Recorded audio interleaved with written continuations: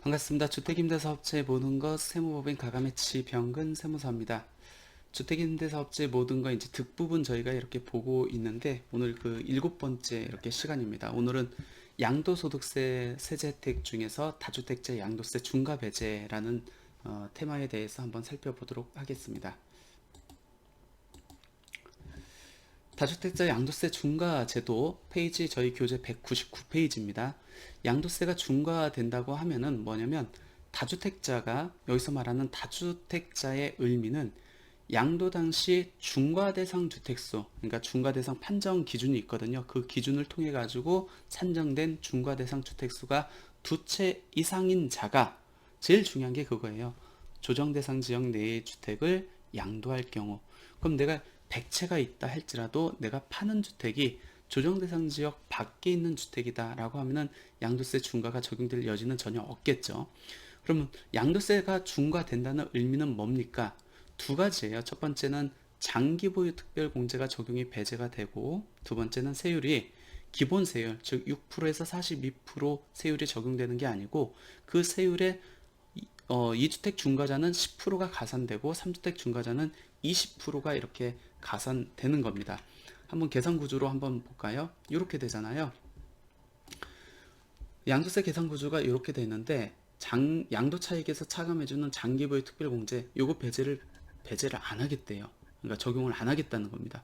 그 다음에 과세 표준이 나온 다음에 세율을 적용하는데 여기에 보통 기본 세율 즉 6%에서 42% 세율을 적용하는데 거기에다 10% 또는 20%를 가산해서 적용하겠다는 겁니다. 그러니까 세금 차이가 상당히 많이 날 수밖에 없습니다.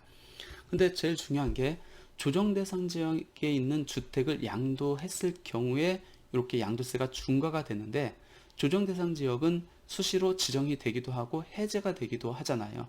그러니까 아까 우리가 이제 전에 공부했었을 때 그러니까 비과세 조정 대상 지역에서 비과세 요건을 따질 때 2년 거주 요건은 취득 당시를 기준으로 이렇게 판정을 하는데 이 양도소득세 중과 적용 여부에 대한 거는 양도 당시를 판정을 합니다.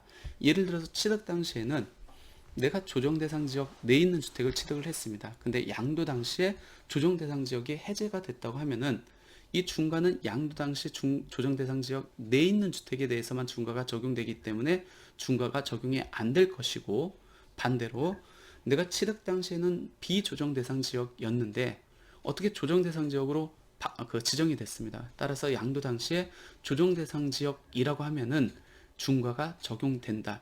케이스를 한번 볼까요? 2018년 4월 1일에 경기도 용인시 수지구에 소재하고 있는 A주택을 취득해가지고 2020년도에 이제 판다고 가정을 해볼게요. 홍길동 씨는 양도일 현재 다주택자라고 가정을 해보겠습니다. 참고로 경기도 용인시 수지구는 2018년 12월 31일 조정대상지역으로 지정이 됐습니다. 그러니까 이 케이스는 뭐죠? 내가 취득할 당시에는 비조정대상지역이었는데 양도할 당시에 조정대상지역으로 변경됐다. 그럴 경우에 중과가 적용되느냐? 중과가 적용된다는 거죠. 왜? 중과 여부는 양도 당시를 기준으로 판정을 하기 때문에. 거꾸로요. 조정 대상 지역이 해제된 경우 한번 보겠습니다. 2018년 4월 1일 부산 광역시 해운대구에 소재하고 있는 A주택을 취득해가지고 올해 5월 달에 양도한다고 할게요. 양도일 현재 다주택자고. 근데 부산 광역시 해운대구는 2017년 9월 6일 날 조정 대상 지역으로 지정은 됐는데 2019년 11월 8일 날 조정 대상 지역에서 해제가 됐습니다. 그럼 어떤 케이스죠? 내가 취득할 당시에는 조정 대상 지역이었는데 양도할 당시에는 비조정 대상 지역이었습니다. 따라서 양도할 당시에 비조정 대상 지역이기 때문에 중과가 적용될 여지가 없다. 결론적으로 다주택자 양도소득세 중과 여부는 양도일 당시를 기준으로 판정을 한다. 이게 중과가 되느냐 안 되느냐에 따라서 세금 차이가 상당히 많이 납니다. 저희 교재 페이지 201페이지 한번 보도록 할게요. 양도 차익이 3억을 기준으로 가정을 할게요. 만약 조정 대상 지역이 아닌 지역에 있는 주택을 판다. 즉 일반적인 경우에 한번 보도록 하겠습니다. 보유 기간이 10년이기 때문에 장기 보유 특별 공제를 적용함에 있어서 2%씩 적용되죠. 그럼 3억에 대한 10년 보유했으니까 2%면 20%를 이제 양도 차익에서 공제를 해줍니다. 3억에 대해서 20% 공제하니까 2억 4천만 원이 나오고 여기에서 세율을 기본 세율을 적용합니다. 그러니까 산출세액이 7,180만 원이 나오는데 똑같은 케이스가 2주택 중과라고 가정을 해보면은 이 장기부의 특별공제 적용 안 한대요. 그러니까 6천만 원 공제하지 않겠다는 겁니다. 그러면 양도 차익 자체가 바로 과세 표준으로 오는데 세율이 38%에서 10%가 가산됩니다. 그러면 세금이 1억 2,460만 원이 나와요. 일반적인 경우, 즉 중과가 적용 안 될 경우하고 비교했을 때 세금 차이가 상당히 상승된 걸 확인할 수 있습니다. 근데 이게 3주택 중과 대상자라고 가정을 해볼까요?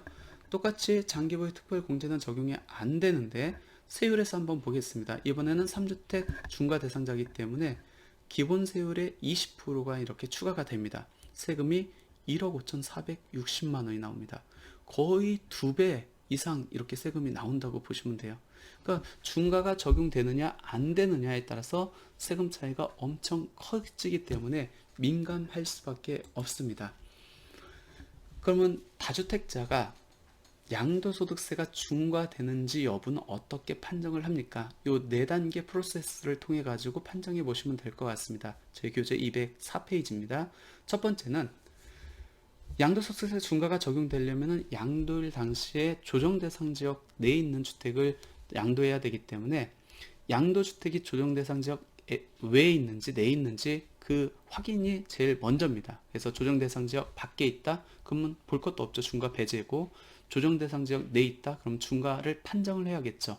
왜? 중과 대상수가 몇 채인지에 따라서 2주택 중과 대상자인지 3주택 이상 중과 대상자인지에 따라서 세율이 10%가 가산되는지 20%가 가산되는지 달라지기 때문에 그러면 어떻게 판정합니까? 중과 대상 주택수를 이렇게 판정한대요.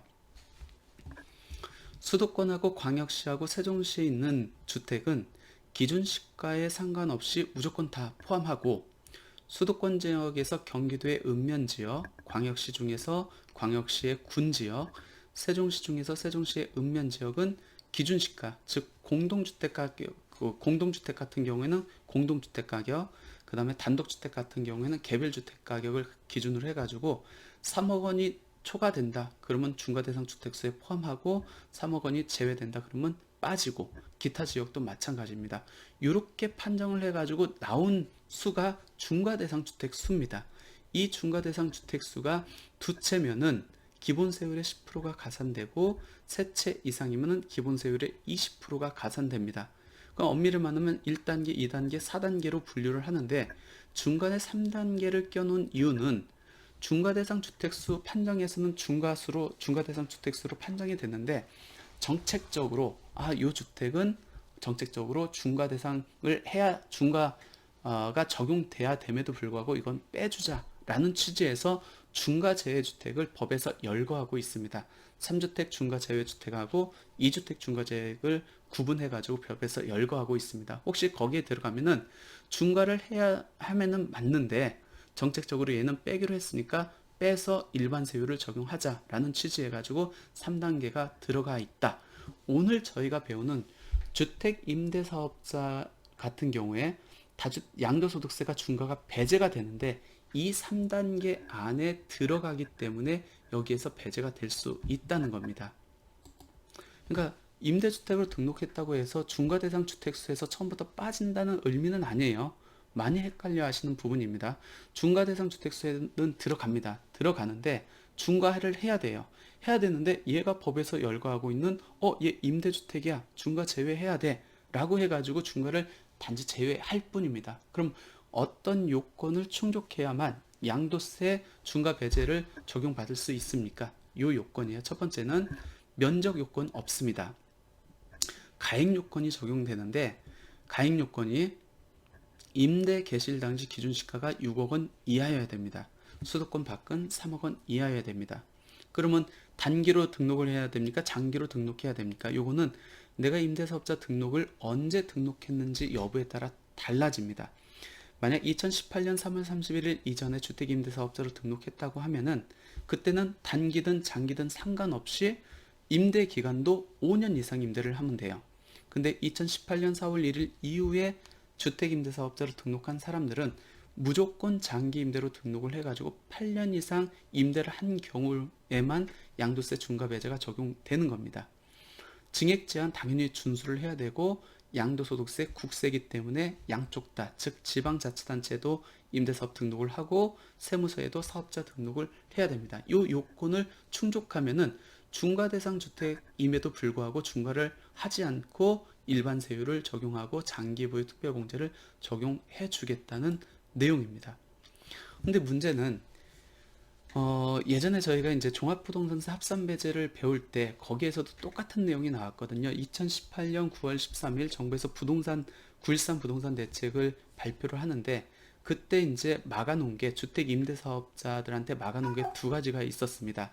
첫 번째는 뭐냐면 종합부동산세 합산배제, 두 번째는 양도소득세 중과배제, 즉 2018년 9월 14일 이후 조정대상 지역 내에서 취득하는 주택은 종합부동산세도 이제 더 이상 합산배제 안 해주겠다. 양도소득세에서 중과배제를 안 해주겠다라고 해가지고 대책을 발표해 놨습니다. 대상이 어떻게 된다고요? 2018년 9월 14일 이후에 조정대상 지역 내에서 취득한 주택. 따라서 2018년 9월 13일 이전에 취득한 주택은 지금 등록을 하더라도 적용받을 수 있다는 얘기겠죠. 그 다음에 2018년 9월 13일 이전에 주택을 취득해서 그럼 대책이 2018년 9월 13일에 발표가 됐기 때문에 대책이 발표될지 모르고 매매 계약을 주택을 사기 위해서 매매 계약금을 지급한 사람들도 있을 거 아니에요. 그런 선의의 피해자들은 구제하기 위해서 2018년 9월 13일 이전에 주택을 취득해서 매매 계약을 체결하고 계약금까지 지급한 게 확인되는 경우에는 그때는 주택임대사업자를 등록했을 경우에는 예전처럼 양도소득세 중과배제를 해주겠다고 하는 겁니다. 근데 대책에서 발표할 때 조정대상 지역 내에 취득한 주택을 장기임대주택으로 등록한다 할지라도 양도세 중과를 더 이상 안 해주겠다는 거기 때문에 조정대상 지역 밖에 있는 주택을 등록할 경우에는 당연히 적용받을 수 있겠죠. 그리고 그 대책 발표일 이후에 조정대상 지역 바뀌었는데 그 이후에 조정대상 지역으로 지정된 경우에는 지정된 날까지 매매계약을 체결한 분은 또 선의의 피해자니까 구제를 해줘야겠죠. 그래서 지금 동그라미 1번부터 4번까지 해당하면은 설령 지금도 주택임대사업자로 등록한 경우에도 그대로 양도소득세 중과배제 혜택을 적용받을 수 있다라고 이렇게 보시면 될 것 같습니다. 그러니까 제일 중요한 게 그거예요. 많이들 주택임대사업자 등록 여부를 고민하고 있는데 주택임대사업자로 등록하려고 하는 가장 큰 목적이 이제 세제 혜택이고 그 중에 가장 큰 혜택 중에 하나가 양도세 중과 배제, 종합부동산세 합산 배제 이런 것들이거든요. 물론 뒤에서 배울 장기보유 특별공제 70%, 양도세 100% 감면 뭐 그런 것들도 있겠지만 근데 이 두 가지는 즉 종합부동산세 합산 배제하고 양도세 중과 배제는 2018년 9월 13일 날 대책 발표로 인해 가지고 막아놨어요. 근데 막아놓은 게 2018년 9월 14일 이후에 조정 대상 지역 내에서 취득하는 주택에 한해서 막아놨기 때문에 그 이전에 취득한 주택이라든지 아니면 그 이후라도 조정 대상 지역 밖에 소지하고 있는 주택은 여전히 내가 임대사업자로 등록을 한다고 하면은 종부세도 합산 배제가 가능하고 양도세도 중과 배제가 가능할 수 있다. 그러니까 중요한 거는 내가 가지고 있는 주택을 임대사업으로 등록했었을 때 이 혜택을 적용받을 수 있는 여지가 있는지를 반드시 먼저 확인하고 임대사업자 등록 여부를 결정하셔야 된다는 겁니다. 근데 조문에서 이 9.13 부동산세 합산 배제를 할 때 매입 임대주택으로만 한정을 해놨습니다. 그럼 우리가 임대주택으로 등록할 때 유형에 따라서 매입 임대주택도 있고 건설 임대주택으로 또 두 가지가 있다고 말씀을 드렸습니다. 그러면 건설 임대주택은 9.13 부동산 대책에서 막아놓지 않았기 때문에 지금 2018년 9월 14일 이후에 조정대상 지역 내에서 취득하는 건설 임대주택은 지금 주택임대사업자 등록해도 종합부동산세 합산배제도 받을 수 있고 그 다음에 다주택자 양도세 중과배제도 적용받을 수 있다는 얘기거든요. 그럼 건설임대주택의 요건이 어떻게 됩니까? 건설임대주택은 전용면적이 149제곱미터 이하이고 2호 이상 여기서 이제 다가구 같은 경우는 가구별로 이렇게 판정을 한다. 그러니까 웬만한 다가구 주택도 조정대상 지역에 있는 다가구 주택도 이 건설임대주택의 요건에 해당한다고 보시면 될 것 같고 임대 개실 당시 기준시가 6억 원 이하 설령 다가구주택이라 할지라도 가구별로 기준시가를 판정하기 때문에 웬만하면 다 들어간다라고 이렇게 보시면 될 것 같은데, 중요한 게 다시 한번 말씀드리지만 건설 임대주택, 내가 져가지고 임대사업으로 등록한 주택이 건설 임대주택인데 내가 신축했다 할지라도 모두 다 건설 임대주택으로 임대사업자 등록증상에 기재되는 건 아니라고 말씀드렸습니다. 내가 신축한 주택이라 할지라도 건설 임대주택으로 해서 임대사업자 등록증상에 기재가 되기 위해서는 소유권 보존 등기 이전에 임대사업자 등록을 해야만 건설 임대주택으로 등록할 수 있지, 그 이후에 등록하면은 내가 신축했다 할지라도 매입 임대주택으로 등록이 돼가지고 이 종부세 합산배제라든지 다주택 중과배제를 적용받을 수 없다. 그러니까 지금 조정대상 지역 내에서 다세대, 다가구 주택 또는 도시형 생활주택을 신축해가지고 장기간 동안 내가 임대로 공할 거다라고 하시는 분들은 반드시 건설 임대주택으로 등록을 해야만 종부세 합산배제하고 다주택 양도세 중과배제를 적용받을 수 있으니까 그 점 꼭 유념하시기 바랍니다. 예, 여기까지 해가지고 주택임대사업제 모든 것 7번째 순서 다주택재 양도세 중과배제에 대해서 살펴봤습니다. 오늘 강의 여기서 마치도록 하겠습니다. 감사합니다.